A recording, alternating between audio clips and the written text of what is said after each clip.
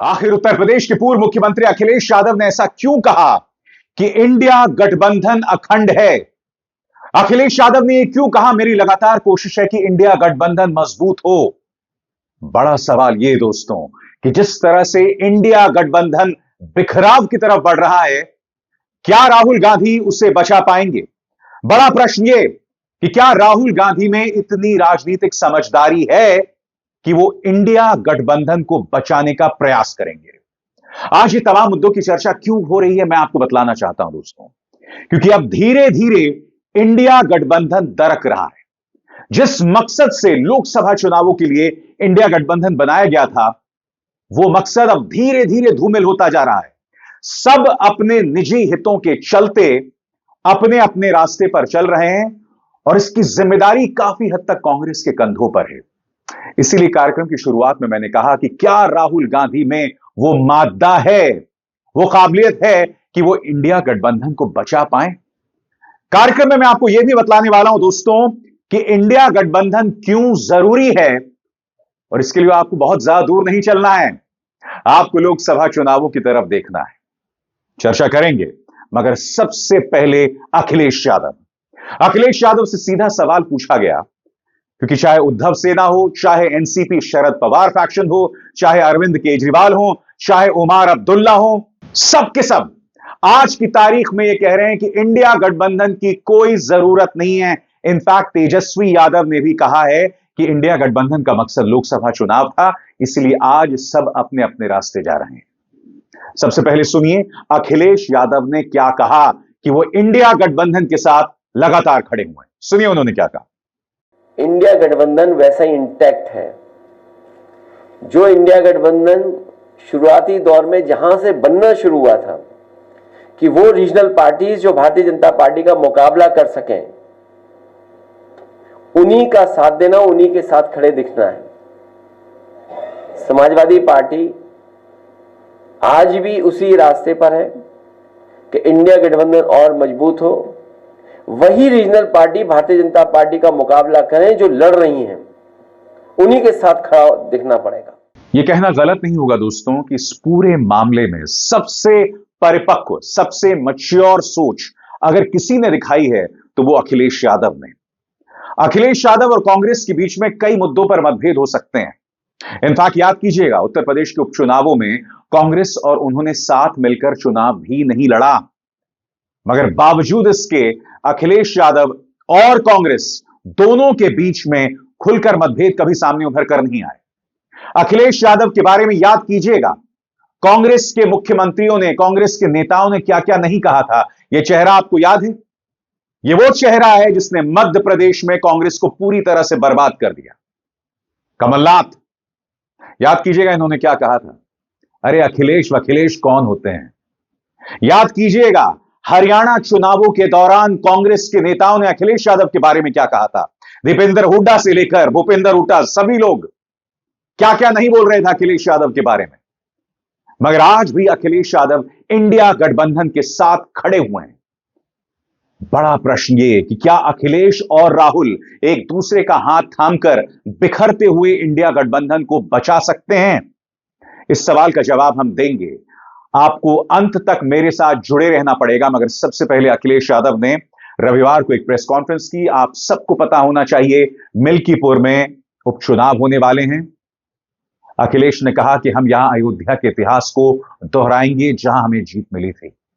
अखिलेश ये भी कहते हैं कि इससे पहले जो उपचुनाव हुए थे उसमें भारतीय जनता पार्टी ने साम दाम दंड भेद से, पैसे, रसूख और पुलिस का इस्तेमाल करके हमारे समर्थकों को वोट देने से रोका, मगर इस बार वो नहीं होगा। सुनिए अखिलेश क्या कह रहे हैं। मिल्कीपुर की पूरी तैयारी है।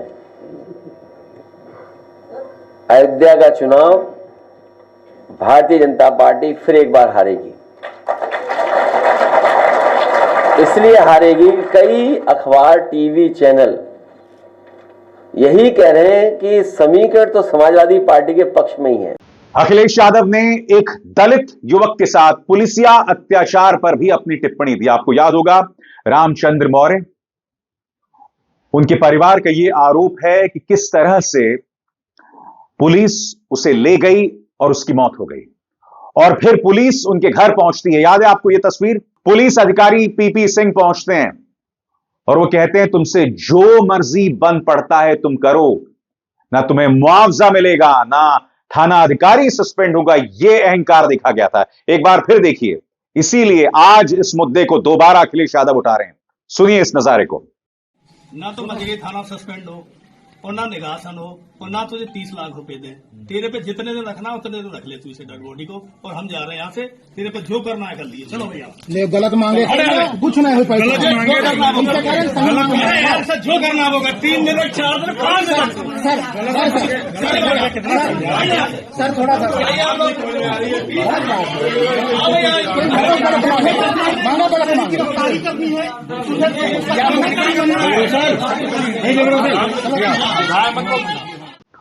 और फिर जब लोगों ने प्रदर्शन किया था तब बाकायदा द्विवेदी जी, एक पुलिस अधिकारी, ने कहा था कि मैं तुम्हारा बाप हूं, तुम पे 307 लगा दूंगा। इन तमाम तरह की बातें हुई। इसीलिए आज अखिलेश यादव इस मुद्दे को उठा रहे हैं।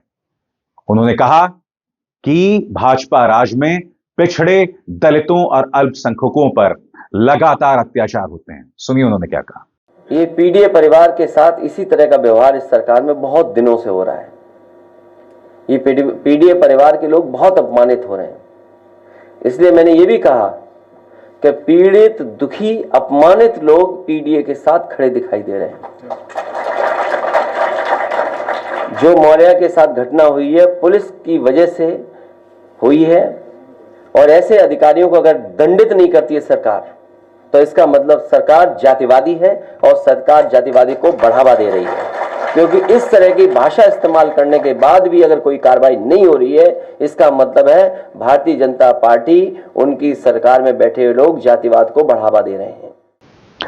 मगर आज यह मुद्दा भी जरूरी हो जाता है कि क्या इंडिया गठबंधन बच पाएगा, और इसके लिए कई आवाजें उठ रही हैं। कुछ चेहरों पर आपको गौर करना पड़ेगा। चाहे उद्धव सेना हो, जम्मू कश्मीर के मुख्यमंत्री उमर अब्दुल्ला हो, अरविंद केजरीवाल, जिन्होंने सबसे ज्यादा सख्त तेवर अपना लिए। उन्होंने तो अल्टीमेटम दे दिया है कि कांग्रेस को इंडिया गठबंधन से बाहर निकालो। उन्होंने यह तक कह दिया है कि कांग्रेस के नेता संदीप दीक्षित, अजय माकन, ये तमाम लोग भाजपा के एजेंट हैं। और अरविंद केजरीवाल के पक्ष में बात जाती इस तरह से दिख रही है कि चाहे अखिलेश यादव हो, चाहे उद्धव सेना हो, चाहे ममता बनर्जी हो, सब लोग इस वक्त अरविंद केजरीवाल को अपना समर्थन दे रहे हैं, जो कांग्रेस के लिए बहुत बड़ा झटका है। और इसी के चलते अब लोग कह रहे हैं कि इंडिया गठबंधन की उल्टी गिनती शुरू हो गई है।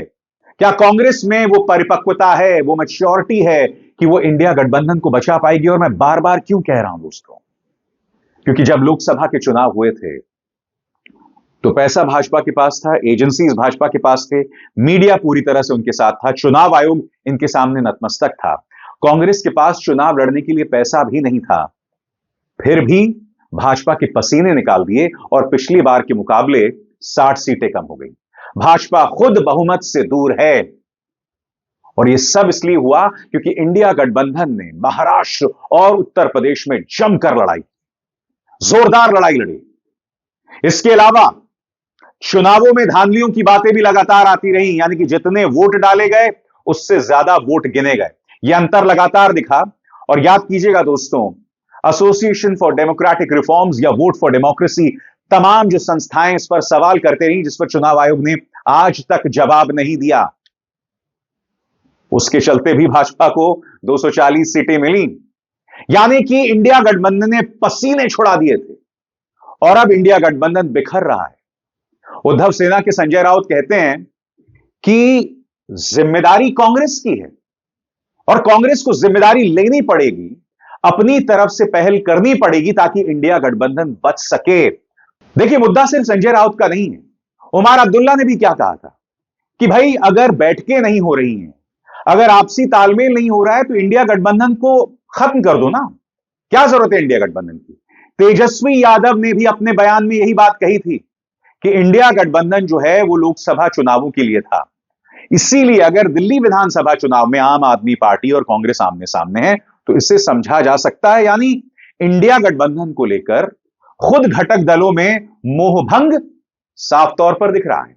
समानांतर तौर पर महाराष्ट्र में कई चीजें सामने उभर कर आ रही हैं। पहला, अजीत पवार, उनकी मां आशा पवार ने कहा है कि मेरी ख्वाहिश है कि दोनों एनसीपी फैक्शंस एक साथ आ जाएं। और अब इस तरह की खबरें आ रही हैं कि शरद पवार के जितने भी सांसद हैं वो भाजपा गठबंधन को केंद्र में समर्थन दे सकते हैं। खबरें इस तरह की आ रही हैं कि इस वक्त दोनों जो एनसीपीज मिल सकती हैं, मगर इसके खिलाफ पार्टी में कुछ आवाजें हैं। मसलन जितेंद्र आभाड़, उन्होंने भी हालांकि यह कह दिया है कि यह फैसला जो है वो शरद पवार को लेना है कि ऐसा कुछ होगा या नहीं। मगर दोस्तों, अगर ऐसा होता है तो यह बतलाएगा कि राजनीति में किस कदर अवसरवाद है, किस कदर लालच है, क्योंकि शरद पवार अपनी बेटी का भविष्य देख रहे हैं। अगर दोनों एनसीपीज मिल जाती हैं और अगर शरद पवार एनसीपी फैक्शन केंद्र में भाजपा को समर्थन देती है तो सुप्रिया सुले का मंत्री बनना तय है। और इन सब का परिणाम क्या होगा? महाराष्ट्र में इंडिया गठबंधन पूरी तरह से बिखर जाएगी, यानी कि महाविकास अघाड़ी पूरी तरह से बिखर जाएगी। उद्धव सेना के सामना में भी देवेंद्र फडणवीस की तारीफ होती रहती है। तो क्या हो रहा है महाराष्ट्र में? क्या इसका मतलब यह कि महाराष्ट्र के अंदर अब राहुल गांधी और उद्धव ठाकरे अकेले रह जाएंगे? या कहीं ऐसा तो नहीं है कि उद्धव सेना भी कांग्रेस को दचका देकर महायुति में शामिल हो जाएगी? आप में से कई लोग कह सकते हैं यह काल्पनिक होगा दोस्तों, मगर आप भी जानते हैं दोस्तों, इससे पहले इंडिया गठबंधन के जो अहम नेता थे, चाहे उमर अब्दुल्ला हो, चाहे उद्धव सेना हो, चाहे अरविंद केजरीवाल हो, सब आज की तारीख में कांग्रेस के खिलाफ बयान दे रहे हैं। ऐसे में जिम्मेदारी बन जाती है एक शख्स पर, और उसका नाम है राहुल गांधी। राहुल गांधी अब भी कांग्रेस के सबसे लोकप्रिय नेता हैं। इसलिए जिम्मेदारी राहुल गांधी की होगी कि बिखरते इंडिया गठबंधन को बचाएं। मगर क्या वो ऐसा करेंगे? अब तक इस बात के कोई संकेत नहीं मिले हैं। इंडिया गठबंधन के नेता लगातार इंडिया गठबंधन के खिलाफ बयान दे रहे हैं, उसका बिखराव हमें दिखाई दे रहा है, मगर राहुल गांधी खामोश हैं। कांग्रेस इस पर पूरी तरह से खामोश है। और हकीकत यह है दोस्तों कि कांग्रेस का अहंकार ही कई जगहों पर इंडिया गठबंधन में दरार ला रहा है। इसमें दो राय नहीं है कि कई जगहों पर इंडिया गठबंधन के जो क्षेत्रीय नेता हैं उनके निजी हित हैं। मसलन दिल्ली और पंजाब की बात करें तो आम आदमी पार्टी और कांग्रेस में सीधी टक्कर है। उसी तरह से अगर हम पश्चिम बंगाल की तरफ जाएं तो तृणमूल कांग्रेस और कांग्रेस के बीच में सीधी टक्कर है, और यहां पर कांग्रेस वामपंथियों के साथ दिखाई दे रही है।